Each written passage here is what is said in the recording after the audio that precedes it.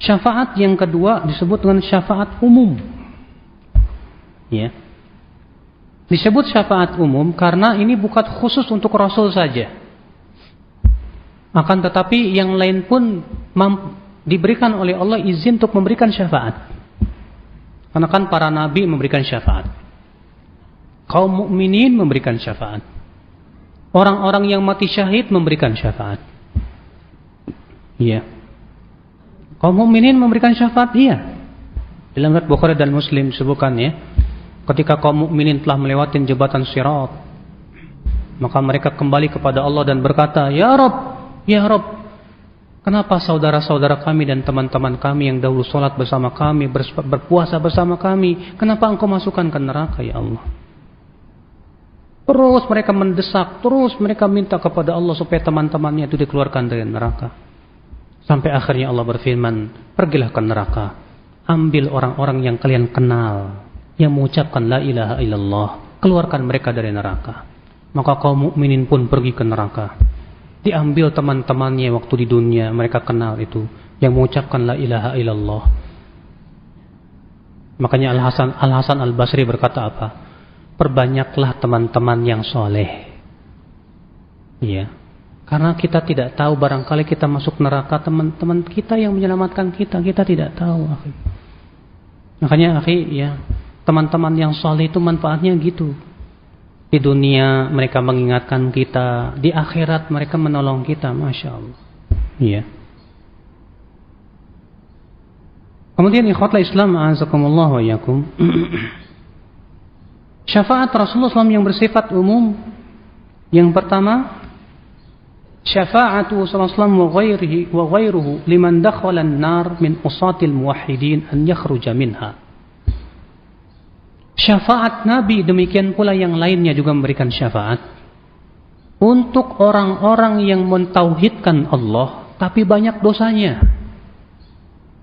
Dia masuk neraka lalu Allah pun memberikan syafaat. Maka mereka pun dikeluarkan dari neraka jahanam. Sebagaimana disebutkan dalam hadis riwayat Bukhari dan Muslim, Rasulullah SAW sabda, "Inna Allah yukhriju qauman minan nar bisyafa'ah."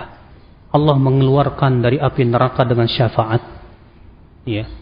Ketika disebutkan dalam satu riwayat yang hasan, ketika para nabi semua sudah memberikan syafaat, semua kaum mukminin sudah memberikan syafaat, semua yang diberikan izin memberikan syafaat sudah selesai.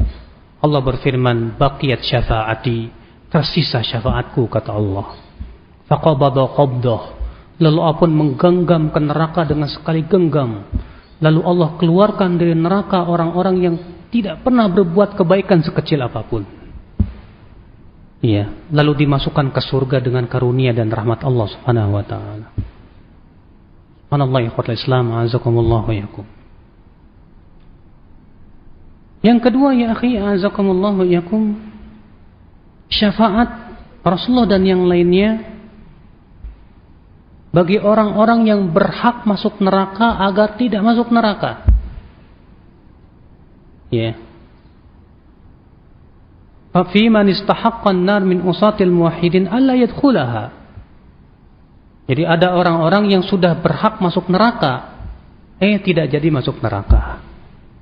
Iya, gara-gara dapat syafaat Rasulullah sallallahu alaihi wasallam. Ini yang kedua.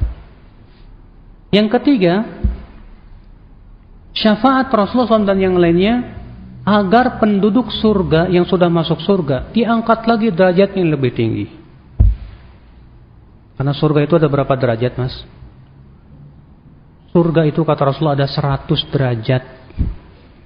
Di mana jarak antara satu derajat dengan derajat yang lain seperti langit dan bumi. Ya, 100 derajat itu. Ya. Di mana ya, derajat yang paling tinggi itu atapnya langsung arasy Allah Subhanahu wa taala. Itu surga Firdaus. Yang keempat, syafaat Nabi sallallahu alaihi wasallam untuk orang yang kebaikan dan keburukannya seimbang. Ya. Kebaikan dan keburukannya apa? Seimbang. Untuk Allah supaya Allah ampuni dosa mereka.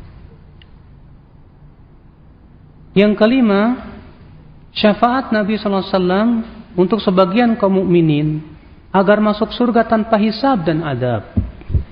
Siapa mereka? Mereka yang sempurna tauhidnya kepada Allah Subhanahu wa taala. Iya.